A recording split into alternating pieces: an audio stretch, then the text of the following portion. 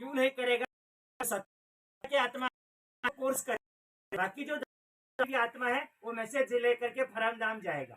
तो कोर्स करने के लिए 3 स्टेज है। आपको मैं एक एग्जाम्पल बंद कर लीजिए, आपको एक एग्जाम्पल है।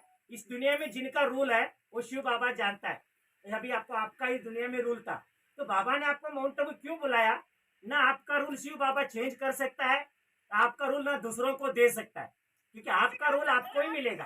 तो आपका रूल देने के लिए नहीं तो आपको माउंट आबू कोर्स करा करके बाबा आपको रूल देगा।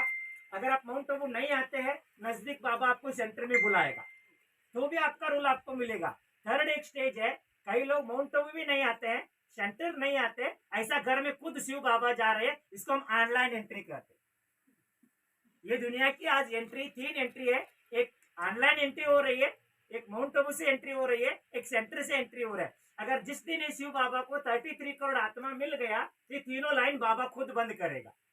ना आप माउंट आबू आ सकते हैं, ना सेंटर जा सकते हैं, ना ऑनलाइन है। ये है ब्रह्मा कुमार की सेकंड स्टेज है, इसको हम कोर्स कहते हैं। पहला वाला कोर्स नहीं है। अभी थर्ड स्टेज क्या है?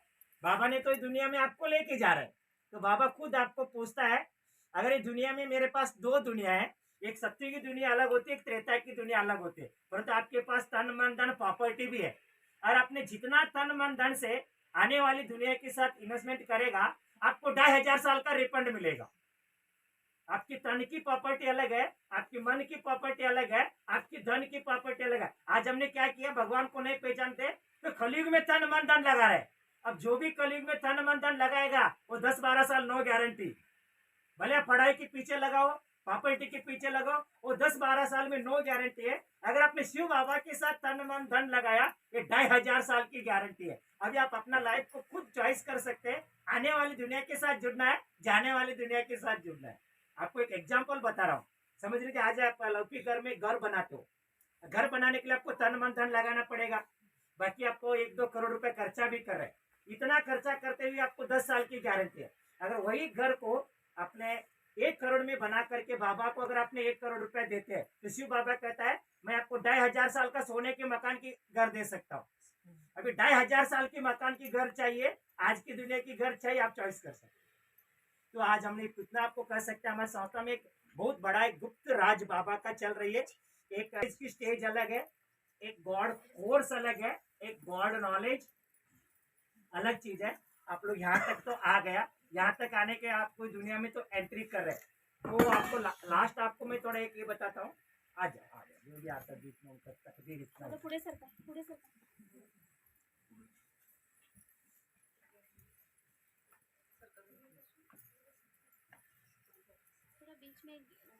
ठीक है, पहले गए ना, हम आत्मा को मानने के लिए भी तैयार नहीं है।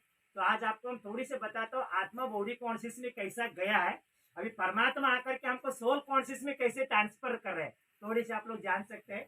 इतने लोग आप बैठे हो, मैं किसी को पूछता हूँ आपका नाम क्या है, तो आप शरीर का नाम ही बताए।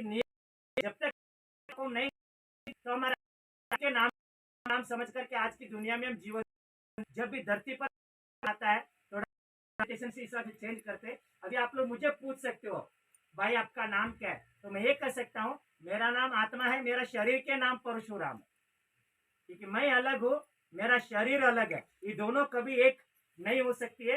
जब आत्मा चली जाती है शरीर का कोई वैल्यू नहीं।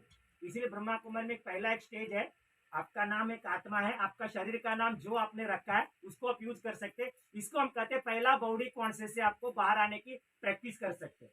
तो सेकेंड एक बॉडी कॉन्शियस है।